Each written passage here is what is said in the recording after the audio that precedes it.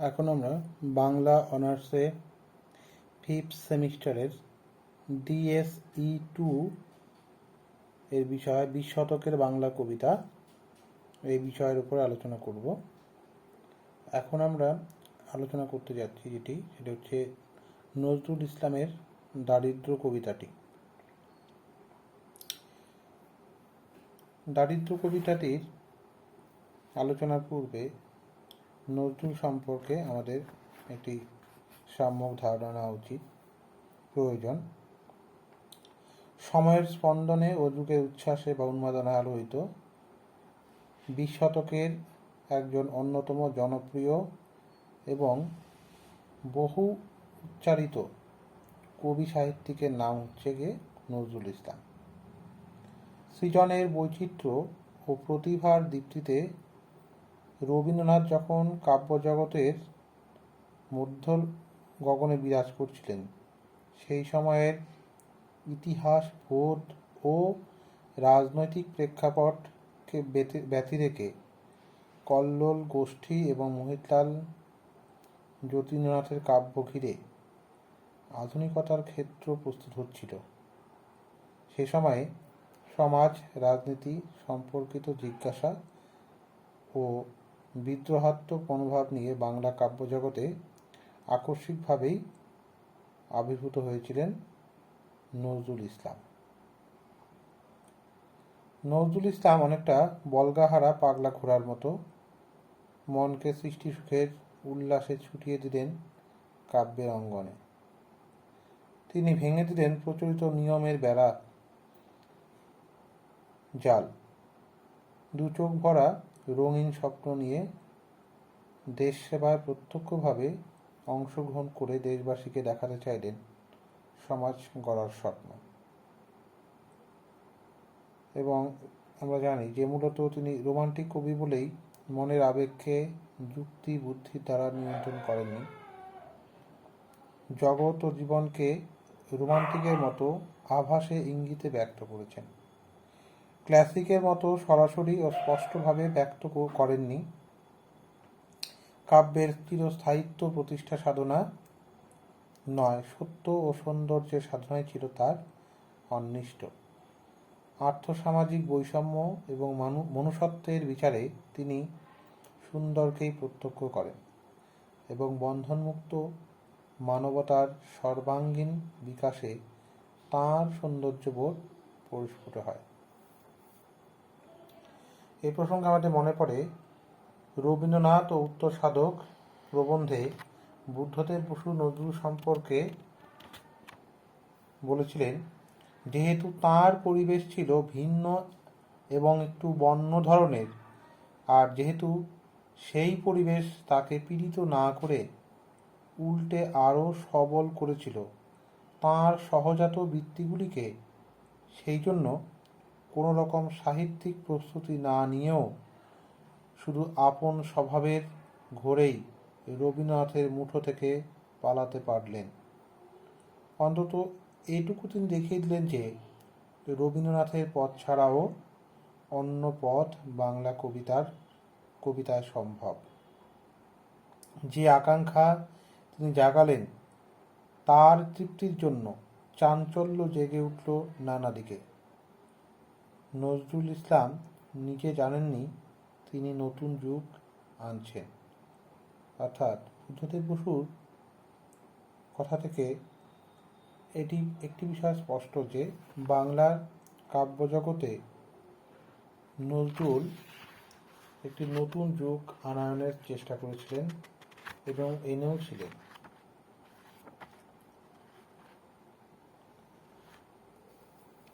আমাদের আলোচ্য বিষয় দারিদ্র কবিতাটি, যেটি সিন্ধু হিল্লোল কাব্যগ্রন্থেরই অন্তর্গত।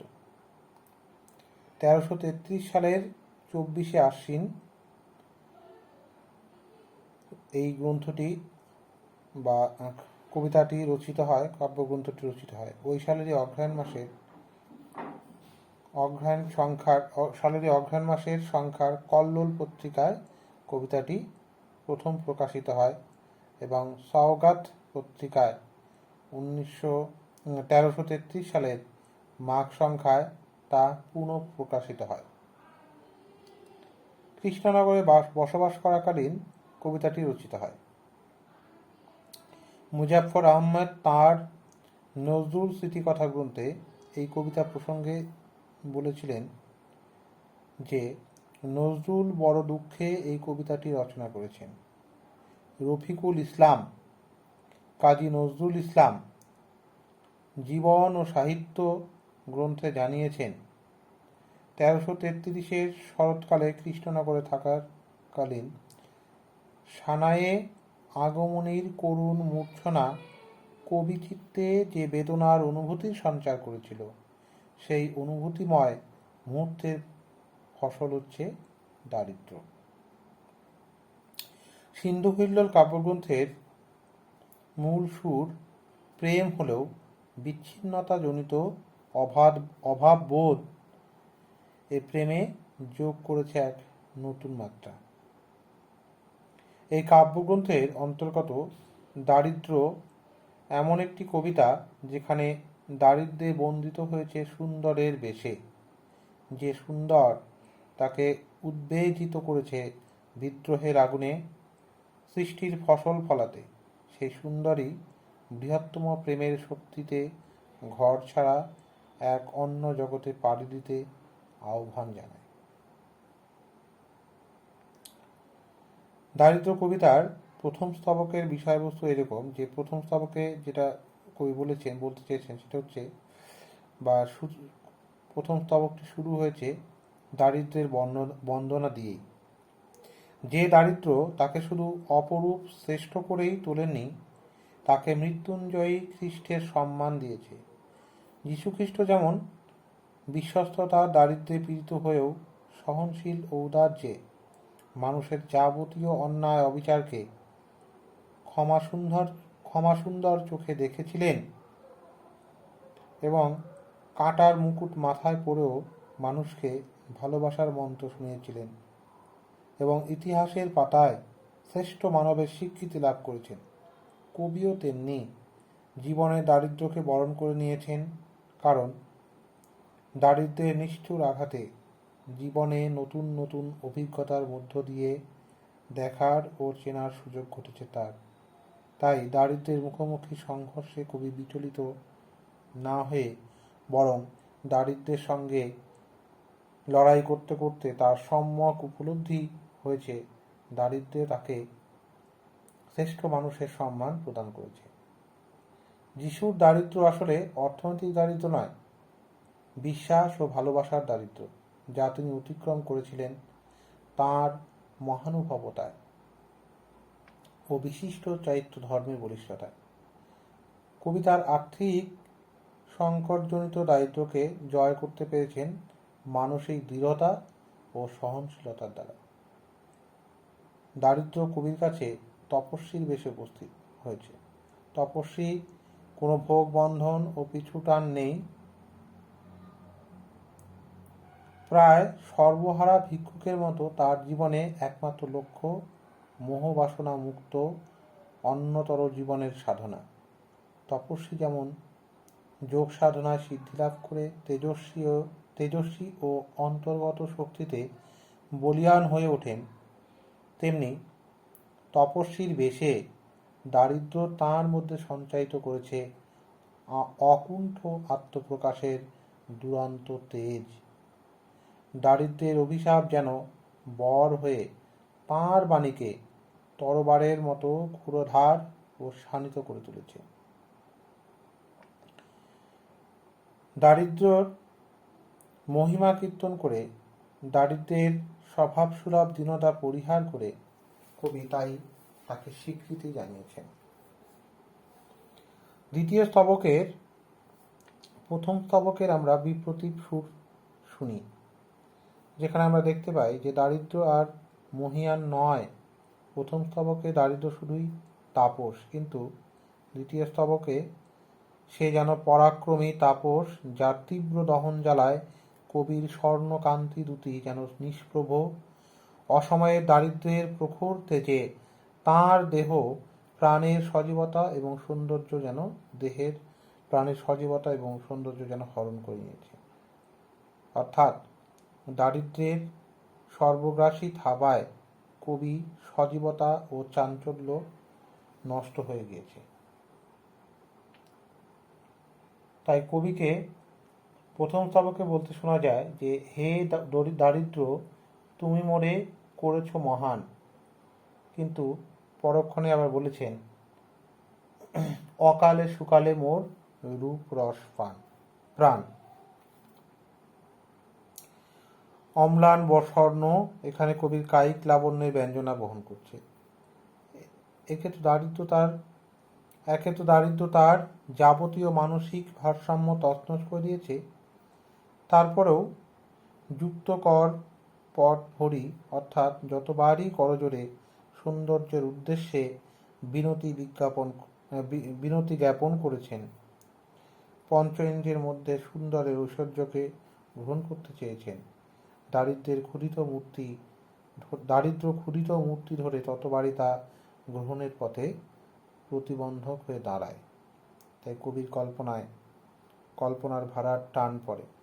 শূন্য মরুভূমি হেরি কল্পলোক, অর্থাৎ তার কল্পনার জগৎ ধুধু মরুভূমির শূন্যতায় ভরে ওঠে।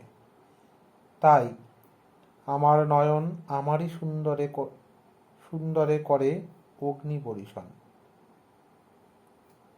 যা কিছু তিনি সুন্দর বলে প্রত্যক্ষ করেন, তার সেই চোখ দেখার সৌন্দর্যকে যেন ব্যঙ্গ করে তাঁরই চোখ দিয়ে বিচ্ছুরিত ক্ষোভের আগ্নেয় প্রস্রবণ, অর্থাৎ চিত্তের গভীর প্রদাহ চোখের জলে ঝাপসা করে দেয় ভেতরে ও বাইরের সমস্ত সৌন্দর্যকে। সুন্দরের প্রসঙ্গ অনিবার্যভাবে এসে পড়ে রবীন্দ্রনাথের কথা প্রসঙ্গে, যিনি সুন্দরকে জীবন দেবতা রূপে বরণ করেছিলেন।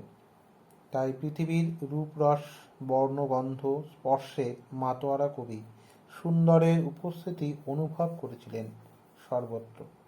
তাকে অনুভব করে তিনি জন্মান্তর লাভ করেছেন। তাই তাঁর চরণে প্রণতি নিবেদন করেছেন বারবার। নজরুলও যেন রবীন্দ্রনাথের সুরেই সুর মিলিয়েছেন।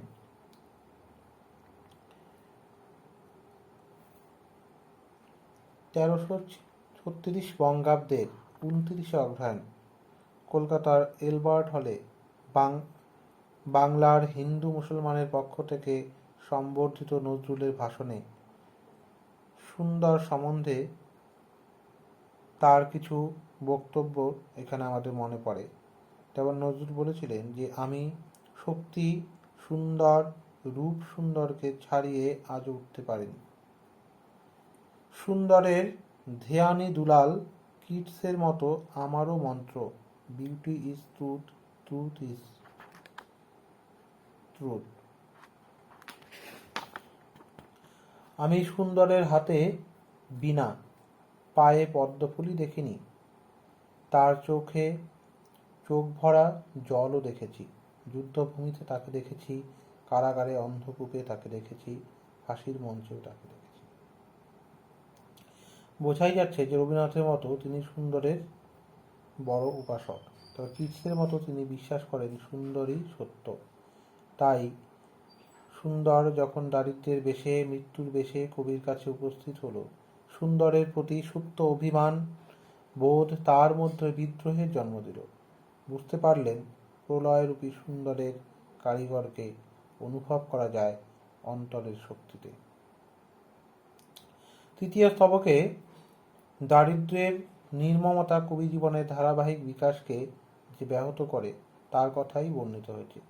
কবির কামনা শিউলি স্নিগ্ধ সৌরভের মতো ছড়িয়ে পড়তে চায় আকাশে বাতাসে। শিউলি ফুলকে ধারণ করে থাকে যে বৃন্ত, কবির মনে হয় তার হলুদ রঙের মধ্যে মিশে আছে বেদনার রং। অর্থাৎ কবির জীবন ধারণের সত্যকে নিয়ন্ত্রণ করেছে দারিদ্র্যের বেদনা। তা সত্ত্বেও তার অন্তর্গত বাসনা শিউলি সুবাসের মতো বিকশিত হতে চায় দিক দিগন্তে। কিন্তু কবির সেই কামনাবৃত্তকে নিষ্ঠুর কাঠুরে বেশে দারিদ্র্য ছিন্ন ছিন্ন করে দিয়েছে। কাঠুরের নির্মম কুঠারাঘাতে গাছের শাখা পোশাখা যেমন ভেঙে যায়, তেমনি দারিদ্র্যের দুর্বিনীত স্পর্ধায় তার বেঁচে থাকার শিকড়ও যেন উৎপাটিতই হতে চায়। চতুর্থ স্তবকে সূর্যের বেশে দারিদ্র্য উপস্থিত। প্রকৃতির করুণ স্নিগ্ধ সৌন্দর্যের রসাদ্র হয়ে ওঠে ধরণী, কিন্তু সূর্যরূপী দারিদ্র্যের দহনে করুণার রূপ তুষার কণিকাও শুকিয়ে যায়, অর্থাৎ দারিদ্র্যের রুদ্র তেজে সুন্দরের ক্ষণিক উপলব্ধিও জ্বালাময় বেদনায় রূপান্তরিত হয়, ম্লান হয় সৌন্দর্য চেতনা, ভেঙে যায় সুন্দর কল্যাণের স্বপ্ন। পঞ্চম স্তবকে আমরা দেখি যে এই স্তবকে প্যারাডক্স সৃষ্টি করেছেন কবি। চতুর্থ স্তবকে দাঁড়িয়ে দারিদ্র্যের অভিশাপে তিনি যদি নাগ হন, তবে এই স্তবকে নাগবালা তাকে দংশন করবে কি করে? তিনি নিজে নাগ হয়ে নিজেকে দংশন করতে পারেন, কেমন যেন হেয়ালি বলে মনে হয় আমাদের। গরল পান করে নীলকণ্ঠ হয়েছেন, তাই দারিদ্র্যের দংশনে অপ্রতিহত হয়েও গান গেয়েছেন, মালা গেঁথেছেন, অর্থাৎ সৃষ্টি করেছেন প্রতিকূলতার মধ্য দিয়েও। ষষ্ঠ স্তবকে দারিদ্র্যের আবির্ভূত হয়েছে নির্মম ক্ষুব্ধ দুর্বাসা ঋষির ছদ্মবেশে। দুর্বাসা যেমন সুখের সংসারে ক্রোধের আগুন জ্বালিয়ে দেন, দারিদ্র্যও তেমনি আনন্দমুখর নিশীথে সুখী দম্পতির সুখাবিষ্ট মুহূর্তে নিজের অস্তিত্ব ঘোষণা করে জানান দেয় পৃথিবী সুখের বিলাসপুঞ্জ নয়, এখানে অভাব বিরহ দুঃখই বড় একমাত্র সত্য। তাই প্রিয়া আশ্লেষের সাময়িক সুখস্পর্শের আড়ালে খচখচ করে বেদনার কাঁটা, এবং সেটাই চরম বাস্তব ও ভবিতব্য। সপ্তম স্তবকে উপবাস ক্লিষ্ট শীর্ণ শরীরের সঙ্গে তুলনা করা হয়েছে দারিদ্র্যের, যার চাপে সুন্দরের আশীর্বাদ থেকে বঞ্চিত হয়েছেন কবি। দারিদ্র্য যেন অনশন ক্লিষ্ট শীর্ণ শরীর নিয়ে পথ চলতে চলতে সহসা কি দেখে কষ্ট হয়, ভূযুগল ক্রোধে বঙ্কিম হয়ে ওঠে। দারিদ্র্যরূপী রুদ্রের অভিশাপে রাজ্যে আসে মহামারী, দুর্ভিক্ষ, তুফান। প্রমোদ কানন অর্থাৎ নন্দন বন যায় পুড়ে, অট্টালিকা ধূলিসাৎ হয়। দারিদ্র্যের নিয়মে শুধু অমোঘ সত্য হল মৃত্যুরূপী শাস্তি, অর্থাৎ সমূহ বিনাশ। অষ্টম স্তবকে জেনারেলাইজেশন বা সাধারণীকরণের একটা ব্যাপার কিন্তু আমরা লক্ষ্য করি। বিনয়ের ব্যভিচার শব্দদ্বয়ের সুপ্রযুক্ত নয় দারিদ্র্যের ক্ষেত্রে। দারিদ্র্যের মধ্যে বিনয়ের বা শিষ্টতার লেশমাত্র নেই, এ কথা যদি সত্য হয়, তবে এই স্তবকের প্রথম চরণের অর্থ বদলে যায়। দারিদ্র্য সমস্ত কিছুকে অনাবৃত করে রিক্ততার নগ্ন বহিঃপ্রকাশ ঘটায়। কারণ লাজ লজ্জার ধার সে ধারে না, নতমস্তকেও মাথা উঁচু করে বেঁচে থাকার শিক্ষা দেয়। তাই মৃত্যুর পথযাত্রী দল তারই ইশারায় ফাঁসির মঞ্চে জীবনের জয়গান গেয়ে চলে। সব হারিয়েও, অর্থাৎ বেঁচে থাকার স্বপ্ন দেখার ইচ্ছাগুলোকে হত্যা করে নিঃস্ব রিক্ত দরিদ্র হয়েছে বলেই মৃত্যু পথযাত্রী হাসতে হাসতে ফাঁসির দড়ি গলায় পড়েছে অকুত ভয়ে। বুকের মধ্যে নিত্য অভাব অনটনের অগ্নিকুণ্ড জ্বালিয়ে ধ্বংসযজ্ঞের আয়োজন করেছে পৈশাচিক হিংস্রতায় দারিদ্র্য, অর্থাৎ অভাবের তাড়নায় শেষ পর্যন্ত মৃত্যুই কাম্য হয়ে উঠেছে। এই স্তবকের প্রথম 6 চরণে দারিদ্র্যের পীড়াহীন ঔদ্ধত্য প্রকাশিত হলেও শেষ 2 চরণে সেই ঔদ্ধত্য পর্যবসিত হচ্ছে পৈশাচিক উল্লাসে। পৈশাচিক সুখের মধ্যে দারিদ্র্যের স্পর্ধিত প্রত্যয় সেখানে নেই, বরং রয়েছে নির্মম হৃদয়হীনতা, যার ইঙ্গিতে মৃত্যুবরণও কুণ্ঠিত নয়। মৃত্যুযাত্রীর দল সেই মৃত্যুর যজ্ঞে উল্লসিত হচ্ছে দারিদ্র্য। এখানেও কিন্তু হেয়ালি তৈরি করা হয়েছে অভাবজনিত মৃত্যুর প্রতিক্রিয়ায়, দারিদ্র্যের বিকৃত উল্লাসে।